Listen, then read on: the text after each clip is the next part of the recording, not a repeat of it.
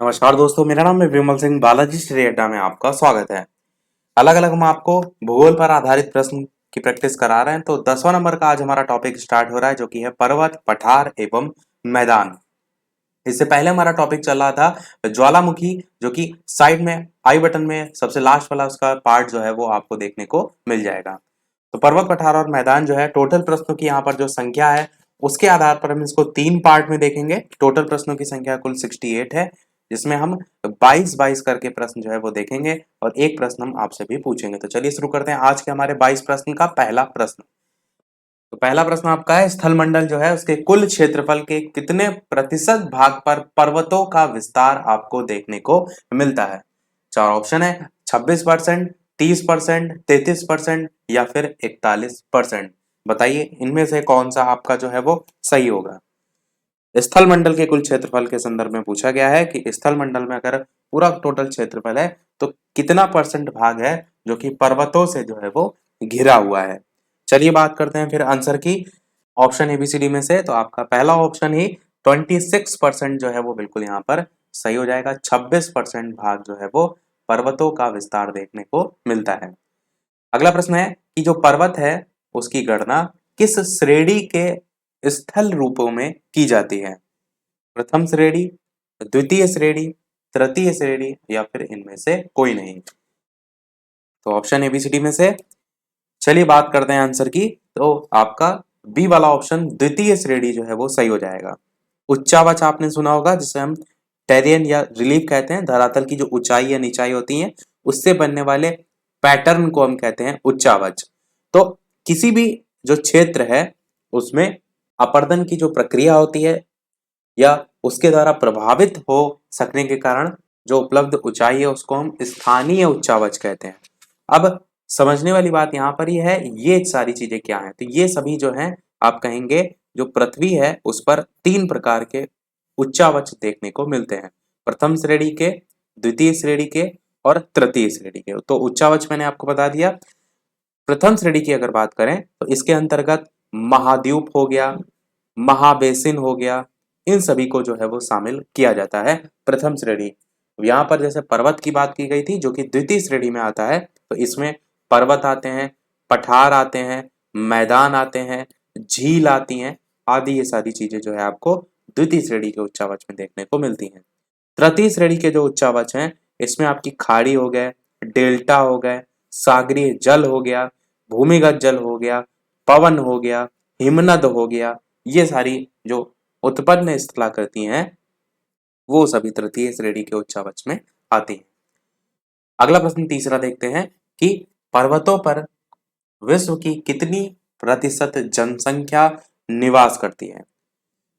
बताइए, 1%, 5%, 9% या फिर 10%। कौन सा इनमें से सही होगा?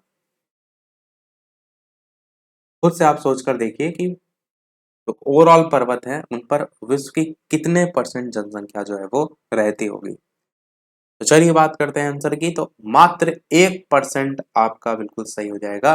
पर्वतों पर विश्व की 1% जनसंख्या निवास करती है। चौथा प्रश्न आपका है कि पर्वतों की जो उत्पत्ति होती है उससे संबंधित रेडियो सक्रियता सिद्धांत का प्रतिपादन किसने किया?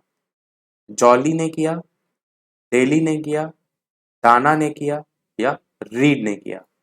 इस प्रकार से 4 ऑप्शन है, बताइए इनमें से कौन सा आपका सही होगा।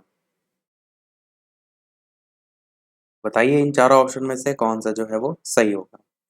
पर्वतों की उत्पत्ति से संबंधित रेडियो सक्रियता सिद्धांत का प्रतिपादन किसने जो है वो किया है? चलिए बात करते हैं फिर आंसर की। तो आपका पहला ऑप्शन जॉली यहाँ पर जो है वो सही हो जाएगा। जॉली जो है इन्होंने प्रतिपादन जो है वो किया। पांचवा प्रश्न आपका है कि पर्वत निर्माणक भूसन्नति सिद्धांत का प्रतिपादन किसने किया? ये सभी प्रश्न याद करने वाले हैं। तो बताइए इन 4 ऑप्शन में से जेफरीज, होम्स, डेली, कोबर में से कौन सा जो है वो सही होगा। पर्वत निर्माणक भूसन्नति सिद्धांत का प्रतिपादन किसने जो है वो किया? तो चलिए बात करते हैं आंसर की। इन 4 ऑप्शन में से कौन सा सही होगा। तो आपका ऑप्शन कोबर जो है यहाँ पर सही हो जाएगा। जब पूछा जाए रेडियो सक्रियता सिद्धांत तो जॉली, पर्वत निर्माणक भूसन्नति सिद्धांत तो कोबर। छठा प्रश्न देखते हैं, विश्व के विशाल वलित पर्वतों की रचना आज से लगभग कितने मिलियन वर्ष पूर्व जो है वो हुई थी? पहला ऑप्शन है 400, दूसरा है 320, तीसरा है 220 और चौथा है 30। तो कौन सा इनमें से सही होगा? चलिए बात करते हैं फिर आंसर की। विश्व के विशाल वलित पर्वतों की रचना आज से लगभग 30 मिलियन वर्ष पूर्व जो है वो हुई थी। डी वाला आपका ऑप्शन यहाँ पर बिल्कुल सही हो जाएगा। सातवां प्रश्न देखते हैं, नवीनतम पर्वतमाला जो है इनमें से कौन सी है? चार ऑप्शन है, सतपुड़ा, अपलेशियन, रॉकीज, यूराल। बताइए इन चार ऑप्शन में से कौन सा जो है वो सही होगा? नवीनतम पर्वतमाला जो है वो इनमें से कौन सी है? Satpura, Appalachian, Rockies, Ural. तो चलिए बात करते हैं फिर आंसर की इन चारों ऑप्शन में से। तो आपका ऑप्शन यूराल आपका बिल्कुल सही हो जाएगा। नवीनतम पर्वतमाला के अंतर्गत हम इसे रखते हैं। आठवां प्रश्न देखते हैं, हिमालय पर्वत श्रृंखला जो है वो किसका उदाहरण है? चार ऑप्शन है, वलित पर्वत का उदाहरण है, ज्वालामुखी पर्वत का उदाहरण है, अवशिष्ट पर्वत का उदाहरण है या फिर ब्लॉक पर्वत का उदाहरण है। बताइए इनमें से कौन सा जो है वो सही होगा? ज्वालामुखी पर्वत से तो नाम से समझ में आ रहा है कि ज्वालामुखी से जिनका निर्माण हो। अवशिष्ट जो बचा हुआ पदार्थ होते हैं उन्हीं को हम बोलते हैं, तो उससे जो निर्माण हो। ब्लॉक पर्वत, तो दो हैं यहाँ पर जिनको जानना जरूरी है, एक आपका ए वाला ऑप्शन वलित पर्वत को और एक ब्लॉक पर्वत को। सबसे पहले आंसर की बात करते हैं कि सही कौन सा होगा। तो हिमालय पर्वत श्रृंखला जो है वो वलित पर्वत का उदाहरण है, ये आपका सही होगा। अब समझिए वलित पर्वत होता क्या है। तो वलित पर्वत जो है इसी को हम मोड़दार पर्वत के नाम से भी जानते हैं। इनका जो निर्माण होता है वो वलन जो है नामक जो भूगर्भिक प्रक्रिया होती है ना, उसके तहत होता है। जैसे कि एक इस चीज को सिंपल से समझिए कि एक सीधी सी जमीन है, भूमि है। अब प्रेशर इधर से भी पड़े, प्रेशर इधर से भी पड़े, तो क्या होता है, ये बीच का भाग जो है ये उड़ जाता है। तो ये वलन, इसी को कहते हैं मोड़ को। तो ये तो हो गया साधारणता। वैसे यहाँ पर जो सिद्धांत लगता है वो प्लेट विवर्तनिकी सिद्धांत लगता है, जिसके बाद क्या होता है, जो अवसाद जमा होते हैं ना, तो दो प्लेटें होती हैं, उनके आपस में जब करीब आती हैं तो जाहिर सी बात है जब प्रेशर पड़ेगा तो इस टाइप से उठ जाता है। तो इस टाइप से जो उठना होता है उसी से ही आपका जो वलित पर्वत है इनका निर्माण जो है वो होता है। ब्लॉक पर्वत की बात करें क्या होता है, तो खिंचाव जो होता है जिसके कारण क्या होता है, जैसे इसी का जस्ट अपोजिट रूप समझिए। इनको रब कर देते हैं। जैसे हमने देखा कि दो तरफ से प्रेशर पड़ रहा था तो चीजें उड़ गई। अब ये भी तो संभव है कि ये ऐसे आपकी भूमि है, अपोजिट डायरेक्शन में जो है वो प्रेशर लगे, तो ऐसे में क्या खिंचाव पड़ रहा है। तो खिंचाव के कारण क्या होगा, जो धरातली भाग होते हैं उनमें दरारें पड़ जाती हैं या भ्रंश पड़ जाते हैं, जिससे क्या होता है धरातल का कुछ भाग जो है कहीं कहीं जगह ऊपर उठ जाता है, कहीं कहीं जगह नीचे धस जाता है। तो इस प्रकार दरारों के समीप ऊंचा उठा हुआ जो भाग होता है उसको हम ब्लॉक पर्वत कहते हैं। आसान तरीके से आप समझ गए होंगे। और दरार या भ्रंश के कारण जो अवरोधी पर्वत होते हैं उनका निर्माण होने से इन्हें हम भ्रंशोत्य पर्वत भी जो है वो कहते हैं। कहीं कहीं नाम आपको वो भी देखने को मिलता है। देखते हैं हमारा नवा प्रश्न। साथ ही साथ वीडियो पसंद आए तो लाइक भी अवश्य करते रहिएगा। इसी प्रकार अच्छे अच्छे प्रश्न हम प्रैक्टिस करते रहे। नवा प्रश्न आपके कह रहा है कि एंडीज जो पर्वत है वो किसका उदाहरण है? अवशिष्ट पर्वत का उदाहरण है, वलित पर्वत का उदाहरण है, भ्रंशोत्त पर्वत का या फिर ज्वालामुखी पर्वत का। देखिए यहाँ पर भ्रंशोत्त वर्ड आ गया, इसीलिए मैंने साथ ही में आपको बता दिया था। तो बताइए ये जो एंडीज पर्वत है वो इनमें से किसका जो है वो उदाहरण है? तो चलिए बात करते हैं आंसर की इन चारों ऑप्शन में से। तो ये भी आपका वलित पर्वत के अंतर्गत ही आएगा। बी वाला ऑप्शन यहाँ भी आपका सही हो जाएगा। और ऊपर भी हमने देखा था हिमालय पर्वत श्रृंखला भी आपका वलित पर्वत का ही उदाहरण जो है वो होता है। अगला प्रश्न देखते हैं आपका 10वां कि अवशिष्ट जो पर्वत है उसका उदाहरण इनमें से कौन सा नहीं है? बताइए इन चारों ऑप्शन में से। अरावली, अपलेशियन, फ्यूजियामा, विंध्याचल, कौन सा इनमें से सही होगा? बताइए इनमें से कौन सा जो है वो सही होगा? अवशिष्ट पर्वत का इनमें से कौन उदाहरण जो है वो नहीं है? तो चलिए बात करते हैं फिर आंसर की। ऑप्शन एबीसीडी में से अरावली, अपलेशियन, फ्यूजियामा या विंध्याचल में से तो आपका फ्यूजियामा जो है वो बिल्कुल सही हो जाएगा, जो कि अवशिष्ट पर्वत के अंतर्गत नहीं आता है। 11 नंबर प्रश्न है, निम्न में से भ्रंशोत्य पर्वत जिसे हम ब्लॉक माउंटेन कहते हैं वो जो है वो कौन सा है? वासजेस है, ब्लैक फॉरेस्ट है, सियरा नेवादा है या फिर इनमें से सभी हैं? मैंने आपको बताया था दरार या जो भ्रंश है उसके कारण जो अवरोधी पर्वत होते हैं उनका निर्माण होने से ही जो भ्रंशोत्य पर्वत है उन्हीं को हम ये नाम दे देते हैं। तो ये एग्जाम्पल जो है यहाँ पर जो दे रखे हैं ये सभी भ्रंशोत्य पर्वत में आते हैं। आंसर आपका इनमें से सभी जो है वो बिल्कुल सही होगा। 12 नंबर प्रश्न आपका है जो कि बेहद ही महत्वपूर्ण है। यहाँ पर जितने भी प्रकार के पर्वत लिखे हैं अधिकतर पूछे जाते हैं। तो बताइए, रॉकीज है, एंडीज है, एटलस है, आल्पस है, हिमालय है आदि, ये सब किस प्रकार के पर्वत के अंतर्गत जो है वो आते हैं? अब देखिए, आसान यहाँ पर क्या है वो कि ऊपर आप देख के आए थे हिमालय पर्वत भी मैंने आपको बताया था वलित में है, एंडीज भी वलित में है। अब यहाँ पर देखिए तो हिमालय ऑलरेडी दे रखा है, एंडीज ऑलरेडी दे रखा है, तो आप समझ गए आंसर तो बदल नहीं जाएगा, वलित पर्वत ही यहाँ पर भी सही होगा। साथ ही साथ ये भी ध्यान रखिएगा कि रॉकीज भी वलित पर्वत में आता है, एटलस भी आता है, आल्पस भी आता है, ये सभी नाम आपको जो है वो याद होने चाहिए। इसमें हिमालय और एंडीज सबसे ज्यादा प्रमुख है।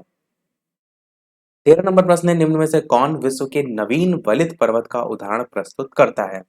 अपलेशियन, अरावली, आल्पस, यूराल, बताइए इनमें से कौन सा जो है आपका सही होगा?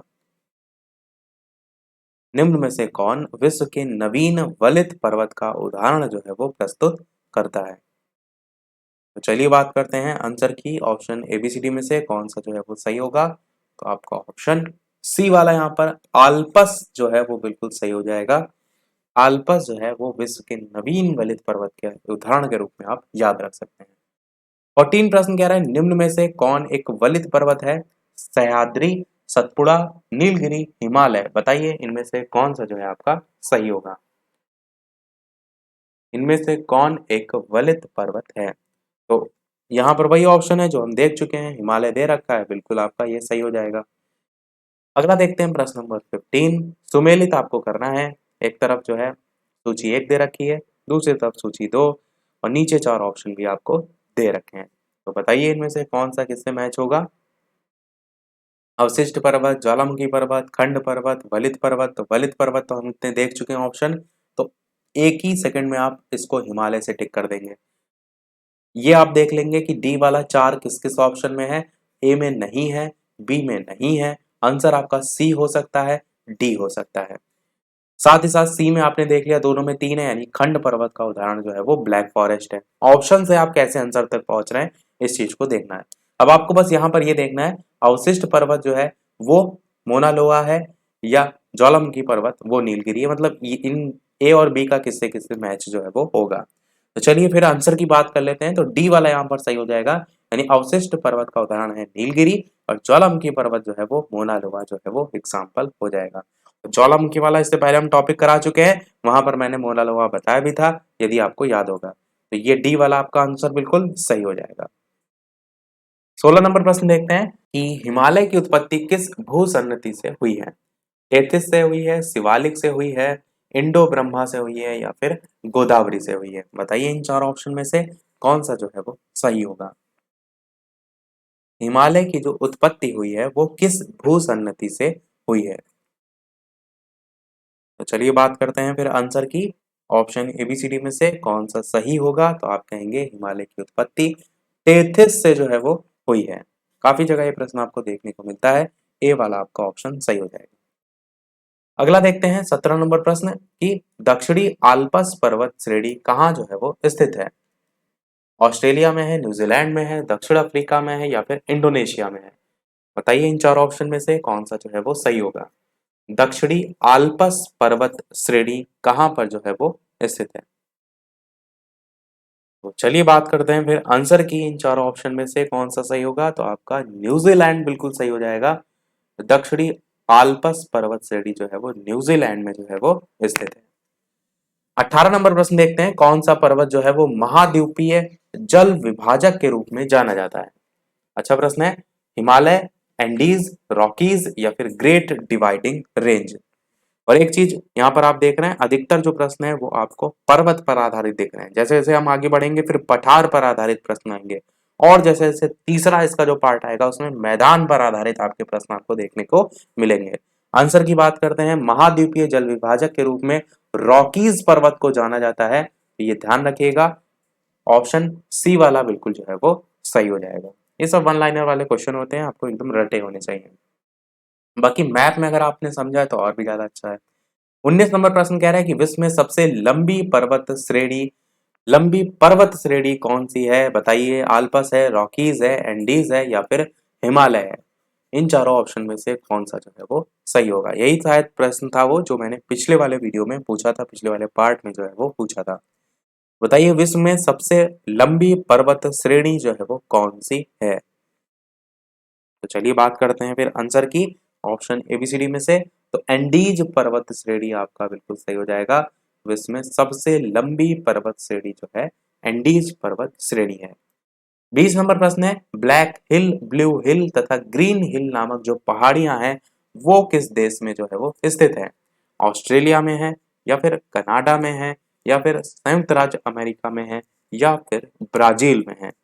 बताइए इनमें से चार ऑप्शन में से कौन सा जो है आपका सही होगा। ब्लैक हिल, ब्लू हिल और ग्रीन हिल नामक पहाड़ियां किस देश में स्थित है। चलिए बात करते हैं फिर आंसर की, ऑप्शन एबीसीडी में से कौन सा जो है वो सही होगा। तो आपका सी वाला ऑप्शन संयुक्त राज्य अमेरिका जो है वो बिल्कुल सही हो जाएगा। ये तीनों जो है वो वहीं जो है वो स्थित हैं। 21 नंबर प्रश्न देखते हैं आपका सेकंड लास्ट, क्योंकि मैंने स्टार्टिंग में बताया था कि 22 प्रश्न हम देखेंगे और एक प्रश्न हम आपसे भी पूछेंगे। तो 21 नंबर प्रश्न आपका है कि पॉइंट पेड्रो तथा पिड रूटागाला निम्न में से किस देश का सर्वोच्च पर्वत शिखर है। वैसे हो सकता है आपने नाम ये कभी सुना ही ना हो, पर ये इन चारों में से कोई एक देश है जिसका सर्वोच्च पर्वत शिखर है। बताइए, दक्षिण अफ्रीका, पनामा, श्रीलंका, कंबोडिया, कौन सा इनमें से जो है वो सही होगा। ऑप्शन ए, बी, सी या डी में से। तो चलिए फिर बात करते हैं आंसर की। तो आपका ऑप्शन सी वाला श्रीलंका जो है वो बिल्कुल सही हो जाएगा। तो श्रीलंका जो है वहां का आपका इस देश जो है उसका सर्वोच्च पर्वत शिखर है पॉइंट पेड्रो और पिड रूटा गाला। नाम थोड़ा सा कठिन है पर एक दो बार आप बोलेंगे तो याद हो जाएगा। देखते हैं हमारा अगला और इस वीडियो का लास्ट प्रश्न, इसके बाद एक प्रश्न हम आपसे भी पूछेंगे। वीडियो अभी तक आपने लाइक ना किया हो सभी लोग वीडियो को लाइक कर दीजिएगा, चैनल पर नए हो सब्सक्राइब करके जुड़ जाएगा, टेलीग्राम चैनल से जो भी ना जुड़े हो लिंक आपको डिस्क्रिप्शन में मिल जाएगी, सर्च करके भी बालाजी स्टडी डेटा जुड़ सकते हैं।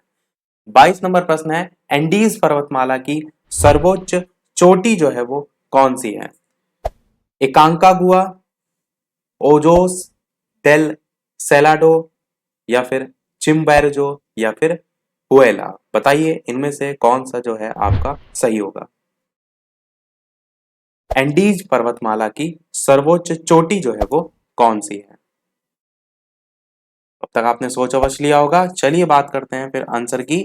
तो आपका पहला ही ऑप्शन यहाँ पर एकांका गुआ जो है वो बिल्कुल सही हो जाएगा। बेहद ही महत्वपूर्ण प्रश्न है, याद अवश्य रखिएगा। एंडीज पर्वतमाला की सर्वोच्च चोटी। अब देख लेते हैं वो प्रश्न, जैसे कि सभी वीडियो में हम आपसे एक नए प्रश्न पूछते हैं। तो इस वीडियो का आपके लिए प्रश्न है जिसका आंसर आपको वीडियो के मेन कमेंट में टाइप करके बताना है। निम्न में से कौन सी पर्वत श्रृंखला विश्व में सबसे बड़ी है। ए ऑप्शन है हिमालय, बी ऑप्शन है एंडीज, सी ऑप्शन है काकेशस और डी ऑप्शन है अलास्का। ऑप्शन एबीसीडी में से कौन सा सही होगा, अपना आंसर सभी लोग वीडियो के मेन कमेंट में टाइप करके बताइएगा। लाइव टाइमिंग दो है, दोपहर के 3 बजे, शाम के 8 बजे। तो लाइव आकर भी वीडियो आप देख सकते हैं। तो मिलते हैं फिर चलिए अगले वीडियो में कुछ नए प्रश्नों के साथ, नए टॉपिक के साथ। तब तक के लिए नमस्कार। Thank you for watching.